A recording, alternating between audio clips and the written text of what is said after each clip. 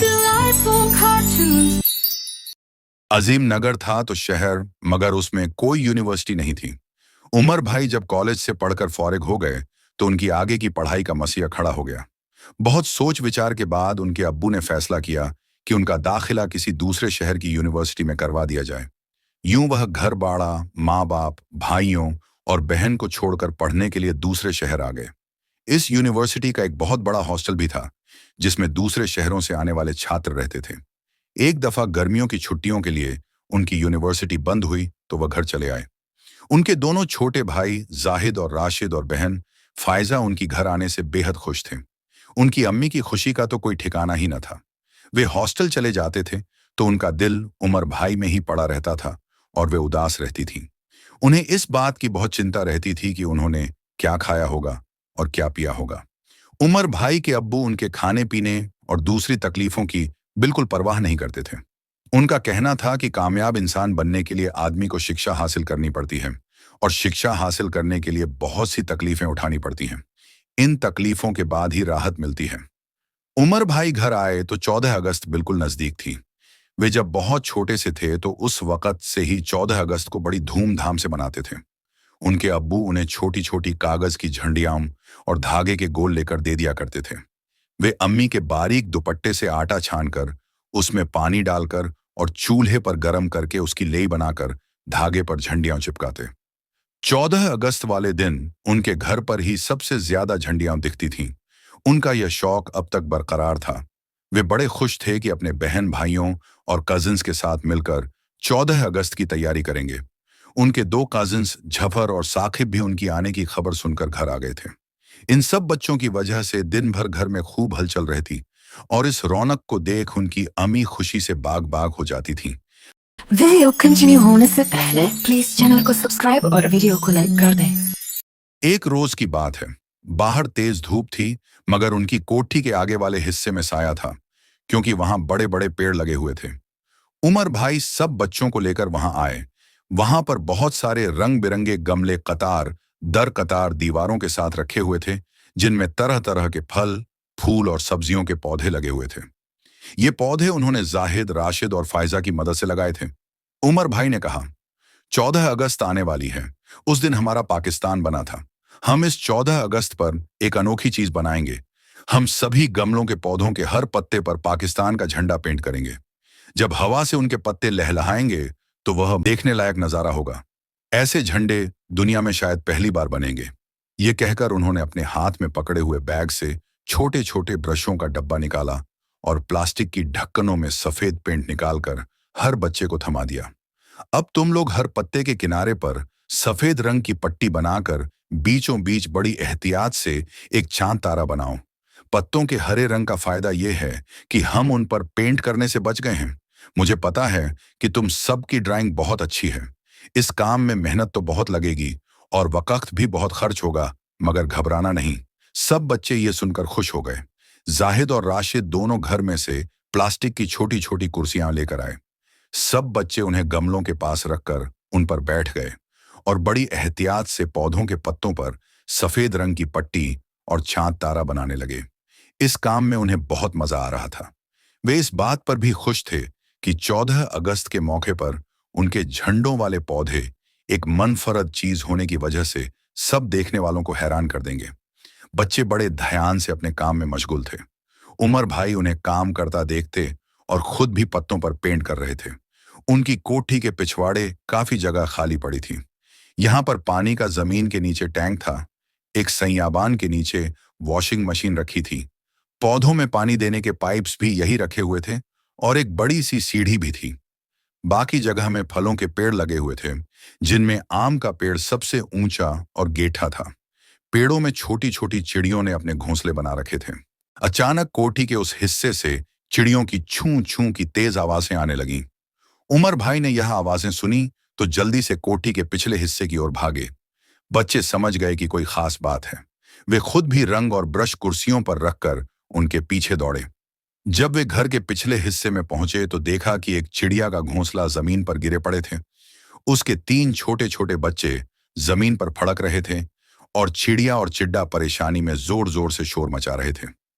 पेड़ पर जहां पहले उनका घोंसला था, वहां एक कोय बैठा काई काई कर रहा था। बच्चे समझ गए कि चिड़िया का घोंसला उस कौए ने गिराया है। उमर भाई ने कौए को पेड़ से उड़ा दिया। फिर उन्होंने पेड़ पर सीढ़ी लगाई और घोंसले को जमीन से उठाकर उसकी जगह पर रखा। इतनी देर में जाहिद, झफर और फायजा ने चिड़िया के नन्हे नन्हे बच्चों को जमीन से उठाया और एक एक करके उमर भाई को सौंप दिया। उन्होंने इन्हें एहतियात से घोंसले में रख दिया और नीचे आकर सीढ़ी हटा ली। थोड़ी देर बाद चिड़िया और चिड्डा भी अपने घोंसले में लौट आए। बच्चों ने खुशी से तालियां बजाईं। फाइजा बोली, मैं प्लेटों में उनका दाना पानी भी रखूंगी। उसकी बात सुनकर उमर भाई कुछ सोचने लगे। उन्हें फाइजा की बात बहुत पसंद आई थी। यहां से फुर्सत मिलने पर वे सब फिर अपने काम में लग गए। ज्यादा देर नहीं गुजरी थी कि उनके कानों में मिट्टी के बर्तन बेचने वाले की आवाज आई। मिट्टी के बर्तन लो, कौंडा लो, प्याला लो, हांडी लो, गोलक लो। उमर भाई ने खुले दरवाजे से बाहर देखा। बर्तन बेचने वाला आदमी अपने गधे पर लदे झाबों में बहुत से छोटे बड़े मिट्टी के बर्तन लेकर आवाजें लगा रहा था।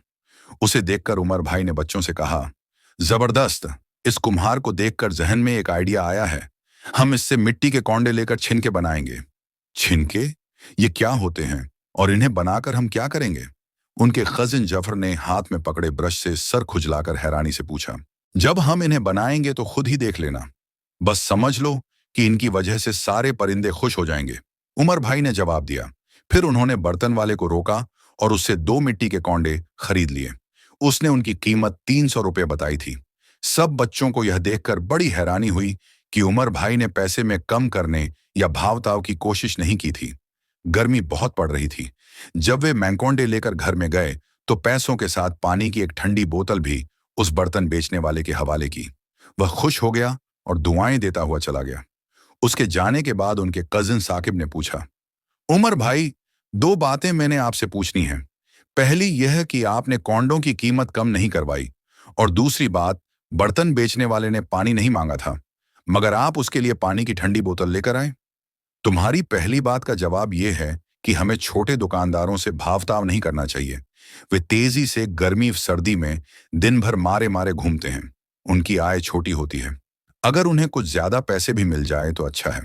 तुम्हारी दूसरी बात ठीक है कि उसने पानी नहीं मांगा था, मगर मैंने सोचा कि गर्मी की वजह से उसे जरूर प्यास लगी होगी, मगर झिझक के वजह से उसने पूछने की हिम्मत नहीं की होगी, इसलिए मैंने उसे पानी दे दिया। इस बात में यह भी सबक है कि हमें किसी के कहने से पहले ही उसकी जरूरत महसूस करके उसकी मदद करनी चाहिए। ऐसी बातें नेक सुलूक में गिनी जाती हैं और हमारा धर्म भी हमें अच्छे और नेक सुलूक का पाठ पढ़ाता है। चलो, अब चलकर छिनका बनाते हैं। सब बच्चे उनके पीछे चल पड़े। पत्तों पर पेंट का काम थोड़ी देर के लिए रोका गया। उमर भाई उन्हें लेकर फिर से कोठी के पिछले हिस्से में आए। घने पेड़ों की वजह से वहां साया था और कुछ ठंडक भी थी। वे अपना औजारों का बक्सा भी लाए थे। उन्होंने ड्रिल मशीन निकाली और दोनों कौंडों के किनारों पर 3-3 छोटे छोटे सुराख बनाए। फिर उनमें 2-2 फीट की पतली रस्सियां बांधी। उनकी बहन फाइजा चुटकी भर रही बोली, मैं समझ गई। उमर भाई, आप इन कौंडों का तराजू बना रहे हैं। मैं जब अम्मी के साथ मार्केट किसी दुकान पर जाऊं तो दुकानदारी प्लीटर्स में लोहे या पीतल के बेत रखता है और दूसरे प्लॉलर में चीजें रखकर तौलता है। उमर भाई ने मना किया और बोले, तराजू तो करीब करीब ऐसे ही बनता है, मगर मैं तराजू नहीं, छिनका बना रहा हूं। बहुत साल पहले घर की महिलाएं इन छिनकों में दूध और दूसरी खाने पीने की चीजें रखा करती थीं, और इस वजह से इसमें रखी चीजें बिल्लियों से सुरक्षित रहती थीं। उमर भाई, क्या ये जादू के छिनके हैं कि इनमें चीजें रख दी जाएं तो ये बिल्लियों से बच जाती हैं? जफर ने पूछा। खैर, ये जादू की तो कोई चीज नहीं है, बस इसमें हमारे बुजुर्गों की हिकमत छिपी हुई है। ऐसे छिनके बनाकर इनमें खाने पीने की वस्तुएं उस समय घर में ऊंची जगह पर टांगा जाता था। ऊंचाई पर होने की वजह से बिल्लियां इसमें नहीं पहुंच पाती थीं। लेकिन ये छिनके हम परिंदों के लिए बना रहे हैं, उमर भाई ने बताया। इसके बाद उमर भाई ने वे छिनके सीढ़ी लगाकर आम के पेड़ की शाखाओं पर मजबूती से बांध दिए। एक में पानी और दूसरे में बाजरा डाला। ज्यादा देर नहीं गुजरी थी कि पेड़ों पर रहने वाली चिड़ियाएं और दूसरे परिंदे उनमें से दाना खाने लगे और पानी पीने लगे। जब उनका पेट भर गया तो वे पानी वाले कौंडे में गोते लगाते बनाते साफ हो गए। सभी बच्चों को यह नजारा बहुत अच्छा लगा। वे परिंदों के हरकतों को दिलचस्पी से देख रहे थे। परिंदों को खुश देखकर उन्हें भी एक सुकून सी फीलिंग हो रही थी। उमर भाई ने कहा, इन परिंदों के लिए भी घर बन गया है यहाँ, और अब उनके खाने पीने का भी इंतजाम हो गया है। ये विचार फाइजा ने सुझाया, और यह बहुत अच्छा उदाहरण है कि हमें बेजुबानों के आराम और उनकी भूख प्यास का ख्याल रखना चाहिए। यह भी अल्लाह की मखलूकन है, और मखलूक अल्लाह से मोहब्बत करना और उनकी देखभाल करना बहुत सवाब का काम है। इस काम से फुर्सत लेकर वे फिर गमलों के पास आए और अपने काम में मशगूल हो गए। उमर भाई ने कहा, 14 अगस्त के बारे में तो आप सभी जानते हो। उस दिन हमारा मुल्क कायम हुआ था। अब तुम में से कोई यह बताओ कि अपने वतन की क्या अहमियत होती है। फाइजा बड़े पत्ते पर सारा बनाती हुई बोली, अपना वतन बहुत अहम होता है। उसमें हमारे घर होते हैं, और उन घरों में हम अपने माँ बाप और भाई बहनों और दादा दादी के साथ रहते हैं। इसमें हमारे स्कूल होते हैं, सैर सपाटा और तफरीहन के मकामात होते हैं, हर चीज की दुकानों होती हैं, और ऐसी ही बहुत सी दूसरी चीजें भी। हम आजादी से हर तरफ घूमते फिरते हैं। उमर भाई बोले, बिल्कुल ठीक। तुमने देखा होगा कि जब कौए ने चिड़िया का घोंसला गिरा दिया था, तो चिड़िया और चिड्डा कैसे बेचैन हुए थे। वे भले ही बेजुबान हैं, मगर उन्हें एहसास हो गया था कि बिना घर के उनके बच्चे सुरक्षित नहीं रह सकते। इसलिए वे परेशानी में दोहरी गई थी। हमारा मुल्क भी हमारा घर है। ये सुरक्षित रहेगा तो हम सब इसमें इत्मीनान, इज्जत और सुकून से रह सकते हैं। अब मैं तुम्हारा ध्यान कुछ दूसरी चीजों की तरफ दिलाता हूँ। वीडियो कंटिन्यू होने से पहले प्लीज चैनल को सब्सक्राइब और वीडियो को लाइक कर दें। अपने प्यारे पाकिस्तान में रहते हुए तुम लोग स्कूल जाते हो। सबके अब्बू अपने अपने कामों पर चले जाते हैं। अम्मी को अगर किसी चीज की जरूरत होती है और घर में कोई बच्चा के साथ क्रिकेट मैच होते हैं, मैच खेलने के लिए वे दूर दूर के मैदानों में जाते हैं। खैबर से कराची तक जिसका दिल चाहे किसी भी शहर, गांव और देहात में आराम से घूमे फिरे, तफरीह करे, अपने जरूरी काम पूरे करे, दोस्तों और रिश्तेदारों से मिले। नमाज का वक्त हो जाए तो पूरे मुल्क में जगह जगह मस्जिदें हैं, आराम से नमाज अदा कर सकते हैं। रमजान के महीने में रोजे रखते हैं। बकरीद पर आया बैल, बकरा, रंभा और ऊंट जिसकी मर्जी कुर्बानी देते हैं। यह सब चीजें हम अपने वतन में कितना आराम और आजादी से करते हैं। अल्लाह की शुक्र है कि हमारे दिलों में न तो किसी खतर का खौफ है और न ही डर। हम गैला तान कर और पूरी आजादी से हर तरफ घूम फिर सकते हैं। हमारे साथ अगर कोई बुरा आदमी किसी तरह का जुल्म करता है, तो उसे पकड़ने के लिए हमारी पुलिस मौजूद होती है, और दूसरे संस्थान भी। ये सब मिलकर हमारी हिफाजत करते हैं। शरर, शपंद और लड़ाका पड़ोसी मुल्कों से हिफाजत के लिए हमारी बहादुर फौज मौजूद है। हमें इस बात की फिक्र नहीं होती कि कोई दुश्मन मुल्क की फौज हमारे मुल्क में घुस आएगी और हमें मारकर हमारे घर लूटेगी। उन्हें आग लगाकर हमारी अम्मियाओं और बहनें उठाकर ले जाएंगी। यह इसीलिए क्योंकि अल्लाह के करम से हमारी फौज दुनिया की बेहतरीन फौजों में से एक है, और हरदम चौकस रहती है, पूरी मॉडर्न हथियार के साथ। इन फौजी भाइयों की बहादुरी की वजह से दुश्मन हिम्मत नहीं करता कि वो हमारे पाक वतन को गंदी नजर से देखें। खाली धमकियां देता रहता है, मगर कुछ भी ना कर सकता। ये सारी चीजें हमारे लिए नियमतें हैं, और हमें इसलिए हासिल हैं कि हम अपने प्यारे मुल्क पाकिस्तान में रहते हैं। इन सभी बातों को देखकर तुम अंदाजा लगा सकते हो कि इस पाकिस्तान की वजह से हम कितने इत्मीनान और सुकून से जी रहे हैं। यहाँ हमारी जान, माल और इज्जतें सुरक्षित हैं। हमें हर तरह की आज़ादी मिली है। इन सभी चीज़ों के लिए हमें अल्लाह का शुक्र अदा करना चाहिए। अपना मुल्क हमारे लिए जन्नत से कम नहीं। मज़े से पढ़ो लिखो, घूमो फिरो, खाओ पियो, किसी भी किस्म की कोई पाबंदी नहीं। कायद ए आज़म और उनके साथियों की कोशिशों से यह मुल्क आज़ाद हुआ था, और यह उनका हम पर बहुत बड़ा एहसान है। मैं तो अपने पाकिस्तान से बहुत मोहब्बत करती हूँ, फाइजा बड़े जोश से बोली। और हम भी, पाकिस्तान हमें अपनी जान से भी ज्यादा प्यारा है, जाहिद ने कहा। उमर भाई बोले, बहुत अच्छा, लेकिन इसके साथ यह भी जरूरी है कि इस बेबहा नियमत का हम अल्लाह से शुक्र अदा करें और इसकी कदर करें, इसकी हर तरफ से ख्याल रखें और इसके तरक्की और खुशहाली के लिए अच्छे अच्छे काम करें। इसमें रहने वाले हर शख्स से मोहब्बत से और भाई भाई बनकर रहें, एक दूसरे की मदद करें, खूब दिल लगाकर पढ़ें, और जब पढ़ लिख कर किसी काबिल बन जाएं और किसी भी फील्ड में जाऊं तो खूब मेहनत और ईमानदारी से अपना काम अंजाम दो, ताकि हमारे मुल्क को तरक्की मिले, उसमें खुशी आए, कोई गरीब ना रहे और पूरी दुनिया में उसका नाम रोशन हो जाए। हमारी प्यारी मुल्क का शुक्रिया अदा करना यही उस पर एहसान लौटाने जैसा होता है। उमर भाई की बातों ने उन पर बड़ा असर किया था।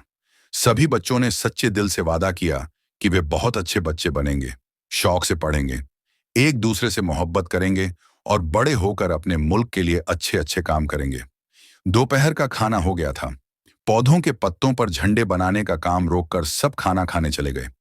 खाने के बाद वे फिर अपने काम में जुट गए। इसके बाद सभी बच्चे एक हफ्ते तक रात दिन इस काम में पूरी लगन से जुटे रहे। काम बहुत कठिन था।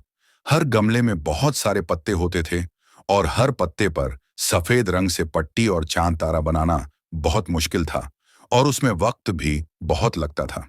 मगर ये बच्चे इस काम में लगे ही रहे। इस काम में मशगूल होने की वजह से वे अपने आम खेल भी नहीं खेलते थे। आखिरकार यह काम 14 अगस्त से पहले पूरा हो गया। सारे गमलों में मौजूद पौधों के हर पत्ते पर पाकिस्तान का हसीन व जमील झंडा पूरी रौनक से जगमगा रहा था। सभी गमले बहुत खूबसूरत लग रहे थे। जब तेज हवा का झोंका आता तो पत्तों पर बने झंडे लहलहा रहे थे।